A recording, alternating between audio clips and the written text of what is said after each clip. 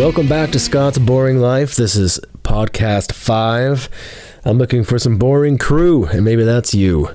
Email me, scottmckenzie323@gmail.com. I want to hear from you. Let me know what you're thinking. I don't know. Starting to feel a little one-sided, I have to admit. So I need you. We're a boring crew. Everybody's trying so hard to be funny, to be exciting, to be bigger and badder than the next person.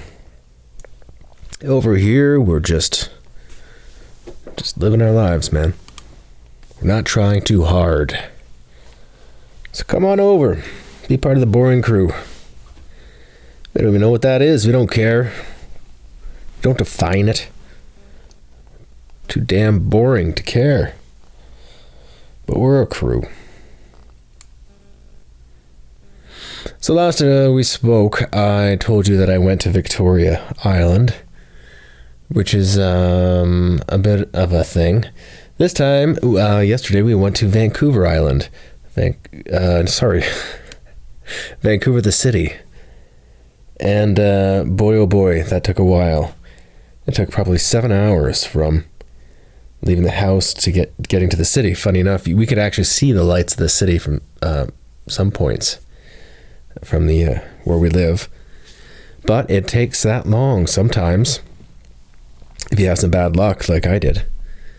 We had an appointment over there, so we went and we had a good time. We decided to spend the night. We got a hotel and we went and had dinner. It was one of those nights in the city. It was fun. We planned on watching a movie, going out to the movies, which I don't remember the last time I went to the theater. I think that's a common thing if you ask somebody to remember last time they went to see to the movies. They have a hard time remembering, for the most part. Apparently people still do it. Anyway, we were going to do that. I think it was a 10 o'clock show. We had 2 to choose from. It was going to be either A Star is Born or Queen or Bohemian Rhapsody, whatever. I want to see both. I think they're both going to be great. But we had a few drinks, and by the time it got close to showtime, it was bedtime, man.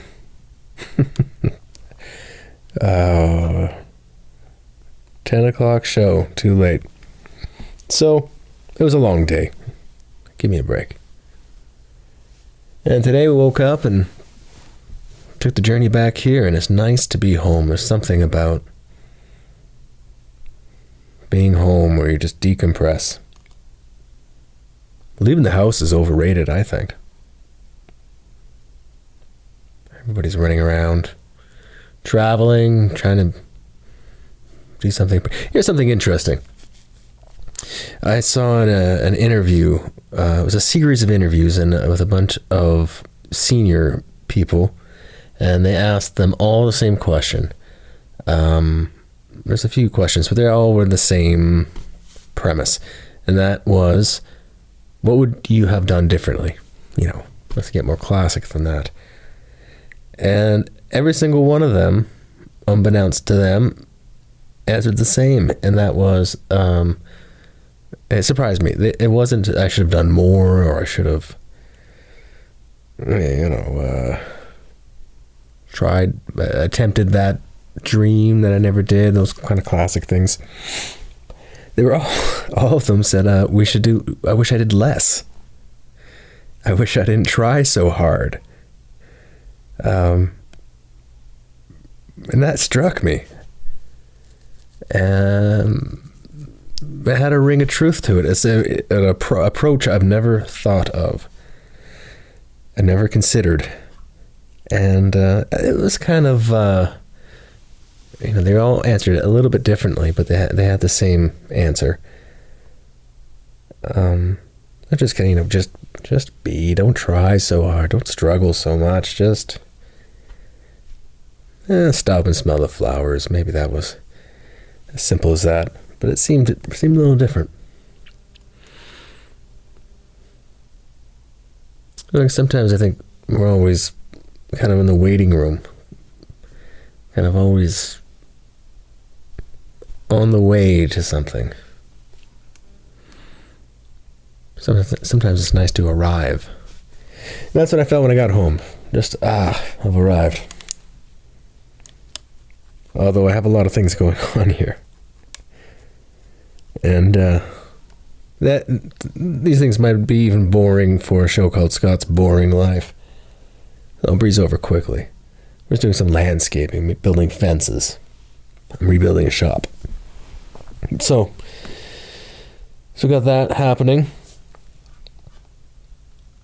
I have something to look forward to. I'm going to watch a presentation. It's the second presentation like this that I'm going to be checking out. And it's a fella that, a gentleman that has sailed around the world multiple times. You know, once clockwise, once counterclockwise, the South Pole, North Pole, you name it. So it should be interesting. That's something I'm into. I don't think I mentioned that. Sailing, adventure sailing is something I dream about that I haven't really done much of, but coastal sailing, I have a sailboat. One of those, it's a 28-foot sailboat, and you can sleep in it, and you can have dinner, and you go and have weekends and sleep at anchor. And we've had some adventures. I've had it for 3 years now. Sailing's a funny thing. Either you love it or you hate it. It's probably better that you hate it. I kind of compare it to gambling, in that the best thing that can happen when you get into gambling is you lose. And you lose kind of big enough where it hurts anyway. And then what happens is if that's your entry into gambling, that's how you're introduced to it. Well, you're put off. You're not going to keep on going back to gambling.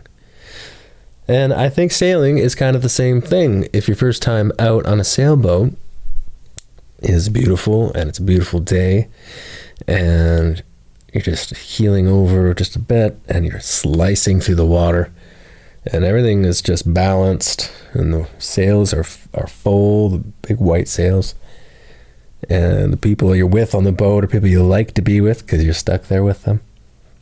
And then you just have a beautiful experience somewhere, and you bring the boat back, tie it up, and just, wow, that was great. I think that's the worst thing that could happen. I think if you take a sailboat out and you're seasick and you're with someone that you hate, and it's a big storm and it was rainy and ruined your day and the motor died, perfect. Getting off on the right foot. But for me, it was good, so I'm hooked. And I have been for a long time. It's something I dream about a lot.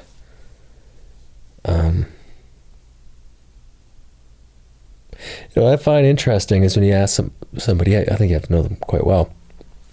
And we know each other pretty well at this point, I think, so I'll go ahead with this. When you're going to sleep and you can't sleep, a lot of people, I think most people have a go-to place, a thought, a memory, maybe a dream. I'm always curious, once you get in a close enough relationship with somebody, what that is for different people. Because it's always different. You need to have that. That's how you fall asleep whenever you can't sleep. You think about something you like. And for me, oftentimes it's sailing. A big adventure, maybe going in the Mediterranean, exploring the different countries that way, maybe crossing the ocean to the Atlantic, to the Caribbean. And these are dreams I have. And I'm always researching it and reading about it. And that's a big part of who I am, dream-wise. It's what I do. But I'm 38, and I tell you, it's weird. It repels people. You'd think if you have a boat and you're going sailing, a lot of people are not into sailing. I've noticed that. Seems male dominated, old white guy dominated. And sometimes I wonder where the hell I fit in the little community of sailing. I don't worry about it too much, but I know I'm kind of an odd duck in that world. I don't think anyone really cares, but I feel that way sometimes, and that's okay. You just keep on showing up. I think I'm going to sell the boat. I am selling it. I'm trying to. It's just time to let it go because it takes so much effort to keep it alive. It's so stupid. Like, you get a boat and you put it in the water, the salt water, and it wants to die. But anything in the ocean, and the ocean wants to take it. It just wants to die. And so it's your job to make sure it doesn't die. The ocean doesn't take it. And if you neglect it long enough, the ocean will. It will take it. It will die. It could be a brand new $1 million JZ boat. Ignore it for one season, and it looks like a derelict, thing that's just, you wouldn't want to go near. Trust me, especially in the northern climates like I'm in. So it's a funny thing, but I'm hooked. And I'm going to go without for a couple of years, and I'll get back into it. Going without for a couple of years because we're taking a lot of things on in our lives, and the boat it just will be neglected. So it's time to let that go. Until I can take it no longer, and I get back into it. So, home sweet home, man. It feels good. I don't know what's next. I'll tell you what, though, man. I have not told a soul that I'm doing these podcasts, so I'm talking to nobody. It kind of reminds me when I was a kid. I'd complete the homework, but I wouldn't hand it in. I don't know. Kind of security thing there. Anyway, this is the part of the program where we go through the news feed, the Facebook news feed, and we just read the first few things we see. It doesn't matter what it is, we're going to read it. And the first thing is Conan O'Brien has a sponsor thing, and it's a video, so I'm just going to pass by that. Another sponsored thing, it's a music thing. It's creepy, right? How accurate the sponsors are on Facebook. Here's one from my sister. She's saying something about a Caesar salad at the Keg. I'll read it. Couldn't get a Caesar salad with my steak at the Keg tonight because of the recall, but they had lots of wine, so I forgave them. Right, yeah, I read about that. Romaine lettuce, right now in this point of time, is bad news. You are not to consume it, but by the time this podcast is uploaded and you're reading, I think that'd be a non-issue. All right, what's the next one here? We're going to read it no matter what. It is Stephanie Sandra Brown. She's a lovely human being. She lives down in Washington, D.C. Let's see, what do we got here? She says, Lordy, I need this on my iPod stat. I don't know what that means. Oh, I get it. I read it wrong. Like, Lordy, I need this on my iPod stat. Like right away. What is it? I see somebody playing the piano. It's Chop Suey played in Baroque style. Okay, that's cool. So Chop Suey is a song from System of a Down. I'm not listening to this, but I can see she's going pretty wild on the piano. I bet it's awesome. I can imagine what it sounds like. And I'm just surprised by this because Stephanie Sandra Brown is a lovely, like I said, I really like her. But it really surprises me that she's referencing this song. I guess it's kind of a pop culture song. I kind of look at System of a Down as like a I don't know, a metal band. But I guess people are just into pop music. Could be in that too. But maybe I barely know you, Stephanie. Maybe you're really a metalhead. I doubt it. I don't know. And that's it. I'm not going to push on anymore.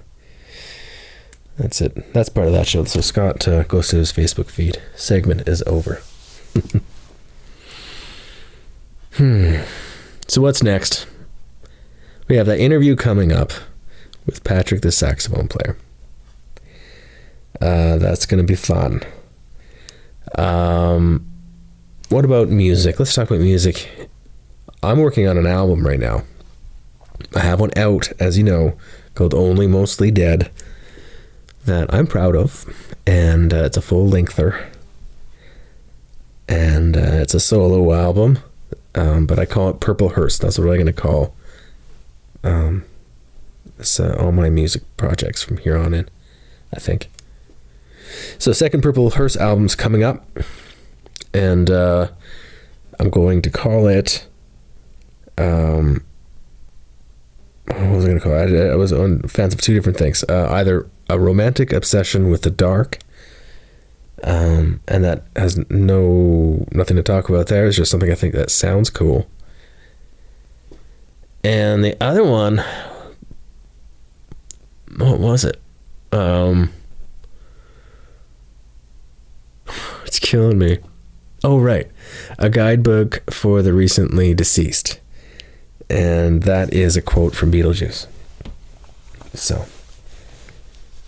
I like that because it's kind of hokey a bit, quoting Beetlejuice. Yeah, it just kind of makes the hipsters nervous, when you're a little bit cheesy. They don't know how to take it. And I like referencing movies. I like referencing comedy movies that are dark. I love Tim Burton. So it makes sense to me. Well, this has been kind of, this hasn't been riveting. I haven't, I don't have anything I just need to get out tonight. I'm just talking. And I'm going to wrap it up now because I think I'm going to bore you to death. Like, we don't want to be too boring. And this whole boring thing is kind of tongue-in-cheek, obviously. We don't want to go too far with that. But what I'm going to do now is look through my notes. And the first song I see... here we go. Julia. Julia is a song that is usually the first song I play in my set that I play for nobody. It is on the album Only Mostly Dead. It is about my wife. And I'm just going to go through the lyrics quickly. And this time I'm not just going to read through. I'll just kind of explain them a bit. Once upon a time, I met the one I'd call mine. We met at a mini mansion Commodore night. So what that is the mini mansions are a band. And that was our first date, or the first time we met. And the venue was the Commodore in Vancouver. So we met at a mini mansion Commodore night. She propositioned me to be in a movie on an island. I was bad. I don't mind you picking on me. So we met because I was going to be acting in this movie trailer thing, and it was to take place on an island, and the whole thing was a shit show. It was awful. It was really stupid, but that happened, and it wasn't so. Well, that's how I met my wife, so that's good. That's that line.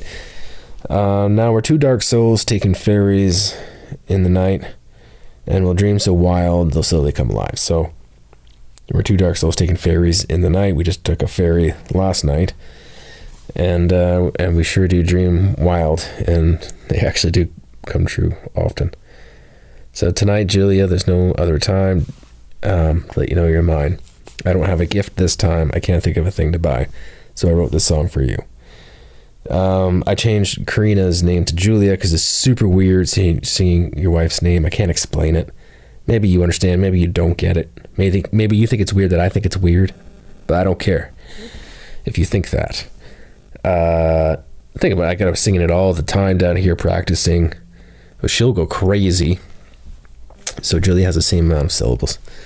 And I hate when things are too on the nose. I get a little embarrassed, you know. So yeah, I don't have a gift this time, so over the song, because I mean, she's the one that brings home the bacon, so I can't really go out and buy something fancy. That'd be weird. We're flying through the skies, and my heart gets the better of me. You are my calm jet stream. I'm afraid of flying. Sometimes I get a little weird up there at 30,000 feet, and she's pretty good for calming me down. When we sail to our hideaway and you're lost in the stories of your mind, I'll fight off the snakes and I'll bring you your wine. Well, we call our house the Hideaway. There's a sign in the front that says the Hideaway. And she's lost in the stories of her mind. She's a novelist. And I fight off the snakes. There's literally snakes everywhere here. It's crazy. And I don't fight them off. That line is a lie. I just leave them alone. And I do bring her wine often. Now we're two dark souls taking ferries in the night. Yeah. So repeats the chorus. So what do you want? That's Julia. I don't want to ramble too much. I could feel there's a lot of empty space here. Maybe I should have just left it alone, but I think consistency is good. We're not trying too hard here. We're just showing up. We're going to be however we need to be.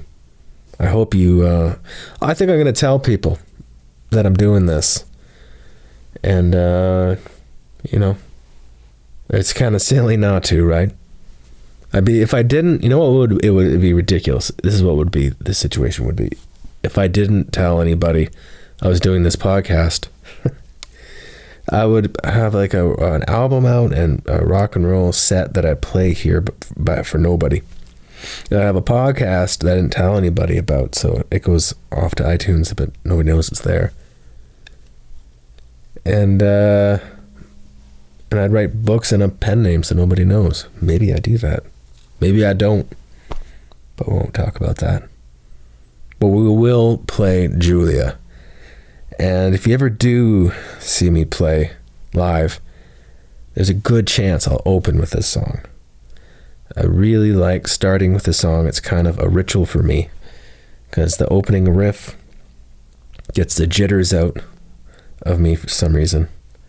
It's very repetitive, so I feel like it can kind of get my heart beating how it needs to beat. And at the beginning, there's a bell.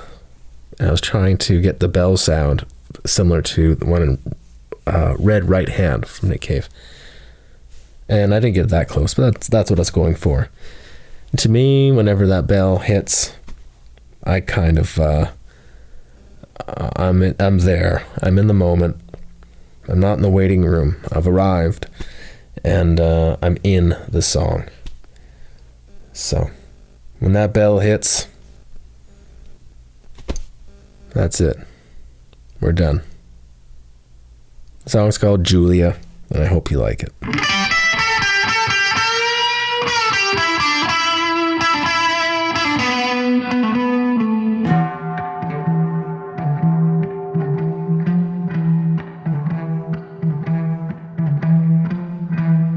Once upon a time I met the one I call mine. We met in a mini mansion coming all night. She propositioned me to be in a movie on the Nile. I was bad, I don't mind you picking on me. We're two dark souls taking ferries in the night.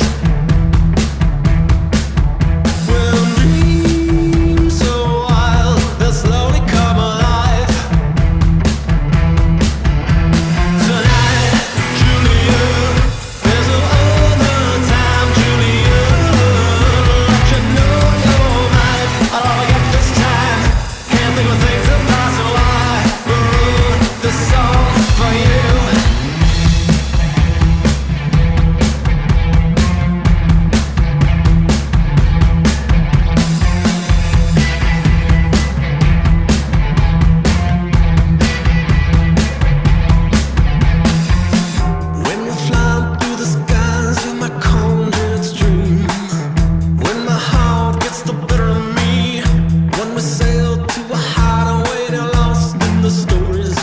line of thought that sneaks in.